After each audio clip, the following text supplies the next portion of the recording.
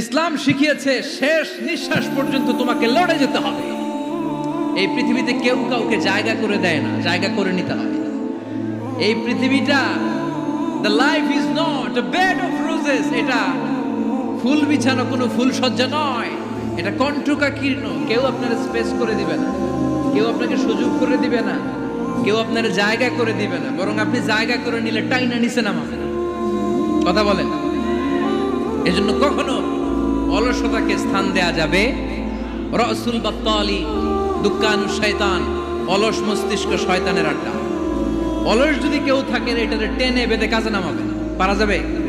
আল্লাহ তাআলা ততক্ষণ পর্যন্ত কোনো জাতির ভাগ্যের চাকার পরিবর্তন করে না যতক্ষণ পর্যন্ত ওই জাতি নিজে নিজের ভাগ্যের চাকার পরিবর্তন করতে না চায়। চিল্লা এখন ঠিক কি না? আমরা আজকে অলসতাকে নো বলে যাবো এই মাহফিল থেকে। অলসতাকে আমরা কি বলবো? আওয়াজ করে বলতে হবে। অলসতাকে কি বলবো আমরা? মুমিনের জীবনে কোনো অলসতা নেই। যখন আমরা এই সিদ্ধান্তে আসতে পারবো যে আমরা অলস সময় কাটাবো না, আমরা আমাদের এই সময়গুলোকে প্রোডাক্টিভ ওয়েতে কাজে লাগাবো, কোনো না কোনো কাজের সাথে জড়িত হব। Never under estimate any job, whether it's big or small, বড় হোক বা ছোট হোক, কোনো কাজকে আমরা ছোট করে দেখবো না।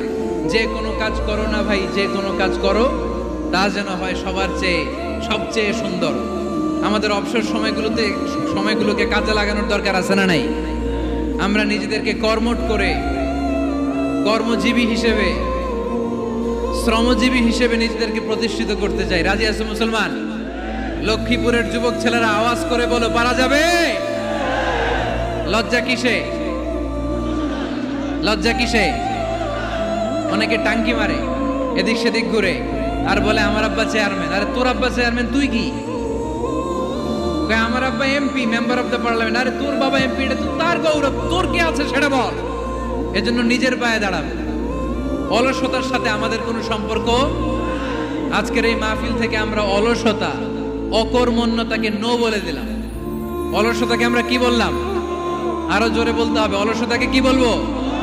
আর সব সময় কর্মঠ থাকবো, এনার্জেটিক থাকবো, নিজের পায়ে দাঁড়াবো, আইডিয়া জেনারেট করব, এন্টারপ্রেনার হওয়ার চেষ্টা করব। নতুন নতুন উদ্যোক্তা হওয়ার মাধ্যমে আমরা আমাদের নিজেদের ভাগ্য পরিবর্তনের চেষ্টা করব। কারণ আল্লাহ বলেছেন, ইন্নাল্লাহা লা ইউগাইয়িরু মা বিকাওমিন হাত্তা ইউগাইয়িরু মা বিআনফুসিহিম। আল্লাহ তাআলা ততক্ষণ পর্যন্ত কোনো জাতির ভাগ্যের চাকার পরিবর্তন করে না যতক্ষণ পর্যন্ত ওই জাতি নিজে নিজের ভাগ্যের চাকার পরিবর্তন করতে না চায়। চিল্লা এখন ঠিক কি না? লাকাদ খালাকনা, একটা বাবার স্পার্মের মধ্যে 2 কোটি যদি শুক্রাণু না থেকে সেখান থেকে সন্তান হয় না। তার মানে এই 2 কোটি শুক্রাণুর মধ্য থেকে আপনি একজন সফল মানুষ, যিনি বাকি 2 কোটির মধ্য থেকে সব শুক্রাণুগুলোকে হারিয়ে আপনি সফল হতে পেরেছেন। সেখান থেকে দুনিয়ার বুকে আপনি যখন এসেছেন, আপনাকে সংগ্রাম করে আসতে হয়েছে। যারা সিজারের মাধ্যমে পৃথিবীতে আসে তাদের এই সংগ্রামটা থাকে না, কিন্তু যারা নর্মাল প্রসেসে পৃথিবীতে আসে তাদের প্রচন্ড সংগ্রাম করে, প্রচন্ড চাপা খেয়ে পৃথিবীতে আসতে হয়। ঠিক কিনা? কারণ আমাদের সাইজ ছিল অনেক বড়। আমাদের মায়ের যে অঙ্গটা দিয়ে আমরা পৃথিবীতে আসব, ওই জায়গাটা ছিল খুবই সরু। আমাকে সংগ্রাম করে, আমাকে যুদ্ধ করে, আমার নিজের অস্তিত্বের প্রমাণ দিয়ে চিৎকার মেরে এই পৃথিবীতে আসতে হয়েছে। চিল্লায় বলো ঠিক কিনা? এজন্য এই পৃথিবীর বুকে আমরা যতদিন থাকবো সংগ্রাম করে বাঁচতে হবে। ঠিক কিনা? পরিশ্রমে লজ্জা আছে? লজ্জা কিসে? মনে থাকবে লক্ষ্মীপুরের ছেলেরা, যে আয়াত দিয়ে শুরু করেছি সে আয়াত দিয়ে শেষ করছি। যখন সালাতের সময় হয় মসজিদে যাব, আর সালাত যখন শেষ হয় তখন মসজিদের বাইরে আমরা কাজে নেমে পড়বো। রাজি আছি তো? ফাইদা কুদিয়াতিস সালাতু ফান্তাশিরু ফিল আরদি ওয়াবতাগু মিন ফাদলিল্লাহ ওয়া যিকুরুল্লাহা কাসীরান লাআল্লাকুম তুফলিহুন। যখন তোমাদের সালাত শেষ হয়ে যায় তখন তোমরা কর্মস্থলে ছড়িয়ে পড়ো। আল্লাহ শিক্ষা দিয়েছে, যেই পরিস্থিতিতে থাকো না কেন তোমাকে শ্রম ব্যয় করে, কষ্ট করে তোমার উপার্জন করতে হবে, রিজিকের বন্দোবস্ত করতে হবে। চিল্লায় বলেন ঠিক কিনা? ইসলাম আমাদেরকে এটাই শিখিয়েছে, কাজে লজ্জা নাই। আবার বিশ্বনবী বললেন, ইন খামাতিস সাআ ওয়া ফি ইয়াদি আহাদিকুম ফাসিলাতুন, তোমাদের কারো হাতে যদি একটা চারা বীজ থাকে, সে যদি দেখে কিয়ামত হতে শুরু করেছে, فإن استطاع أن يغرسها قبل أن تقوم الساعة فليغرسها। কারো হাতে একটা চারা বীজ নিয়ত করেছে, চারা বীজটা রোপণ করবে। ইন দ্য মিন টাইম দেখলো কিয়ামত হতে শুরু করেছে। বিশ্বনবী বললেন, যদি তোমার সুযোগ থাকে কিয়ামত হওয়ার আগে চারা বীজটা রোপণ করে দাও। কথা বুঝতে পেরেছেন? আপনার হাতে একটা চারা বীজ, আপনি প্ল্যান করেছেন এই চারা বীজটা রোপণ করবেন। ইন দ্য মিন টাইম দেখলেন কি হওয়া শুরু হয়েছে? ইদা জুলজিলাতিল আরদু জিলজালাহা, দ্য বিগেস্ট আর্থকোয়েক, ভূমিকম্প শুরু হয়েছে, কিয়ামত হয়ে যাবে। বিশ্বনবী বললেন, কিয়ামত হইতেছে ওদিকে, আর তোমার হাতে যদি চারা বীজ থাকে দেরি করো না, কিয়ামত তোমার কাছ পর্যন্ত আসার আগে সুযোগ পেলে চারা বীজটা রোপণ করে দাও। সালাত শেষ, কাজে ঝাঁপিয়ে পড়ো, আদেশটা কার? তাহলে ইসলামে ইবাদতের অ্যাটিটিউডটা বুঝতে পারছেন? কাজের সময় কাজ, নামাজের সময়, আওয়াজ করে বলেন, কাজের সময়, নামাজের সময়। সুন্দর হয়েছে না বিষয়টা? ফাইদা কুদিয়াতিস সালাতু ফান্তাশিরু ফিল আরদ, যখন তোমাদের সালাত শেষ তখন জমিনে ছড়িয়ে পড়ো। জমিনটাকে আল্লাহ আমাদের জন্য উর্বর বানিয়েছেন। জমিনে বীজ রোপণ করে দিলেই এখানে ফসলের ব্যবস্থা করে দেয় কে? ওয়াল্লাযী জাআলা লাকুমুল আরদা যালুলান ফামশু ফি মানাকিবিহা ওয়া কুলু মির রিজকি ওয়া ইলাইহিন নুশুর। তিনি তো এমন সত্তা যিনি তোমাদের জন্য জমিনটারে ফ্ল্যাট বানিয়ে দিয়েছেন, সমতল বানিয়ে দিয়েছেন। এই জমিনের অলিতে গলিতে, বনে বাদারে, রাস্তায়, সাগরে, পাতালে, পাহাড়ে, বিভিন্ন জায়গায় তোমরা ঘুরে বেড়াও, সেখানে যে আমি আল্লাহর রিজিক তালাশ করো। সুবহানাল্লাহ। এই জমিনটাকে আল্লাহ সাহালাতুল মাসালিক, চলার জন্য সহজ বানিয়ে দিয়েছেন, ফ্ল্যাট, উঁচু নিচু নাই। এই যে লক্ষ্মীপুরের আজকে এই যে প্যান্ডেলের এইখানে উঁচু নিচু আছে, আজকে এইখানে যদি উঁচু হতো ওইখানে নিচু হতো, আমরা ঠিক মতো দেখতে পারতেন? বিমান থেকে এটা খুব সুন্দর দেখা যায়, জমিনটা খুব ফ্ল্যাট দেখা যায়, সমতল। এই সমতল হওয়ার কারণে এখানে চাষাবাদের সুযোগ সুবিধা করে দিয়েছে কে? তাহলে বোঝা গেল এই জমিনটা সমতল এবং উর্বর, ভেরি ফার্টাইল ল্যান্ড। আমাদের সালাত শেষ, আমরা কাজে চলে যাব, আবার আজান হলে মসজিদে ঢুকে যাব। এটাই হচ্ছে ইসলামের নিয়ম। সাইয়েদনা ওমর ফারুক যখন মসজিদে নববীর ইমাম, তিনি ইয়ামান দেশের কিছু লোকদের সাথে সাক্ষাৎ করলেন। কোন দেশের? ইয়ামান, যুদ্ধ বিধ্বস্ত একটা দেশ এখন। প্রাচীন নগরী হাদ্রামাউত বা আলাবাক, এই ইয়ামান দেশের কিছু লোকের সাথে তিনি সাক্ষাৎ করলেন। তারা গোল হয়ে বসে থাকে, নামাজের পরে যায় না, বসে বসে সুবহানাল্লাহ পড়ে, আলহামদুলিল্লাহ পড়ে জিকির করে। ওমর ফারুক ভাবলেন, দেখি পরের ওয়াক্তে কি হয়। উনি আসরের নামাজে ইমামতি করতে আসলেন, এসে দেখলেন ইয়ামানের লোকেরা মসজিদের বারান্দায় আশেপাশে বসে আছে, সবাই যায়, এরা যায় না। মাগরিবের সালাতে উনি ইমামতি করতে আসলেন, ওমর ফারুক নামাজ শেষ করে দেখলেন সবাই চলে যায়, কিন্তু ইয়ামানের লোকগুলো যায় না। এশার সালাত পর্যন্ত তিনি ওয়েট করলেন। এশার নামাজ পড়ে চলে যাওয়ার সময় ওমর ফারুক দেখলেন সবাই নামাজ পড়ে কাজে চলে যায়, কিন্তু ইয়ামান দেশের লোকগুলো যায় না। ওমর ফারুক বললেন, মা বালুকুম মা খাতবুকুম, ঘটনা কি? কি হয়েছে তোমাদের? সবাই নামাজ পড়ে চলে যায়, কাজে যায়, তোমরা যাও না কেন? এখানে কি করো? ইয়ামানিরা বলতে শুরু করলো, নাহনু আল মুতাওয়াক্কিলুনা আলাল্লাহ, আমরা এখানে আল্লাহর উপর তাওয়াক্কুল করে বসে আছি। ওমর ফারুক অবাক হলেন, আনতুম আল মুতাওয়াক্কিলুনা ফিল্লাহ, তোমরা আল্লাহর উপর তাওয়াক্কুল করে বসে আছো? তো এই যে সারাটা দিন খাপটি মেরে এখানে বসে থাকলে তোমাদের খাবার আসে কোত্থেকে? উপার্জন হয় কি করে? ইনকাম আসে কোত্থেকে?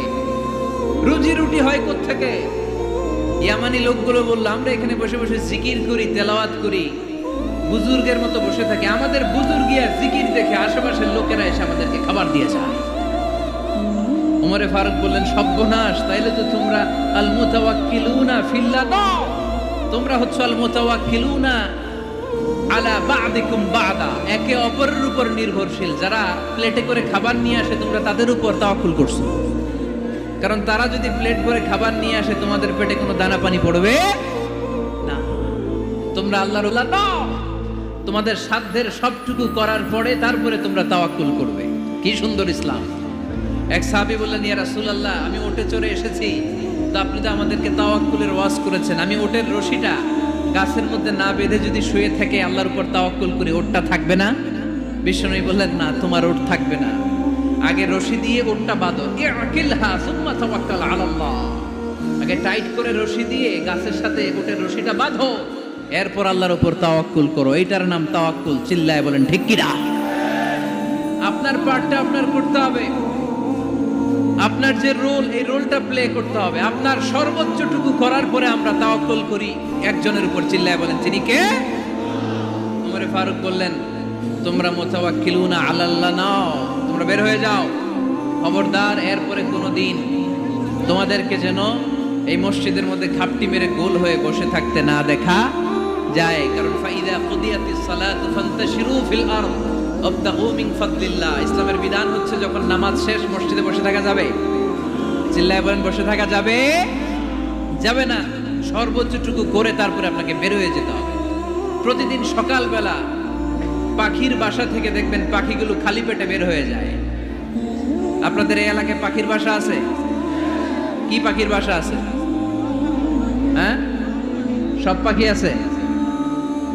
তো সকালবেলা দেখবেন পাখির বাসা থেকে পাখিগুলো খালি পেটে বের হয়ে যায়। বিকেল বেলায় পাখিগুলোর ওদর ফুর্তি করে পেট ভর্তি করে আবার পাখির নিড়ে ফিরিয়ে দেয় কে? কারণ পাখিগুলো তাওয়াক্কুল করেছে কার উপর? পাখিগুলো তাওয়াক্কুল করে যদি পাখির নিড়েই বসে থাকতো, ওদের পেটে খাবার আসতো? কথা বলেন।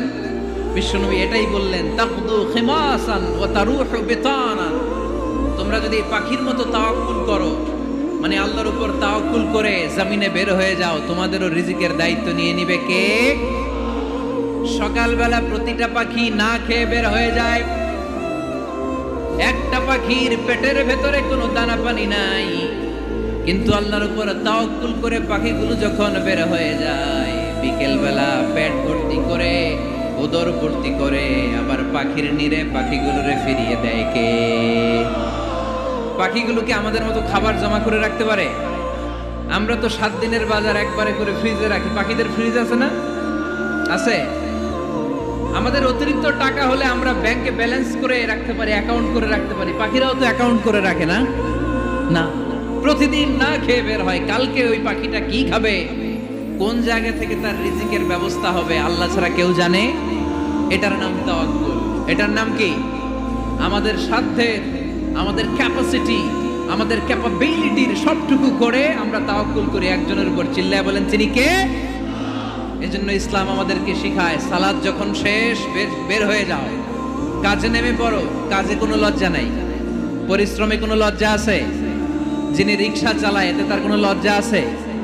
দিনমজুর, কুলি, ঠেলা গাড়ি চালায়, ছোট্ট ব্যবসা করে, এতে কোনো লজ্জা আছে? লজ্জা নাই। খেয়াল রাখবেন, লজ্জা হচ্ছে অলসতায়। লজ্জা কিসে? বিষ্ণু ঈসা ইসলাম বলেছেন, মা আকালা আহাদুন তুআমান কাত্তু খায়রুম মিন আইয়াকুলা মিন আমালি ইয়াদি। নিজ হাতে উপার্জিত খাবারের চেয়ে, অর্থের চেয়ে শ্রেষ্ঠ খাবার পৃথিবীর কোনো মানুষ কোনোদিন ভক্ষণ করে নাই। চিল্লায় কোন সুবহানাল্লাহ।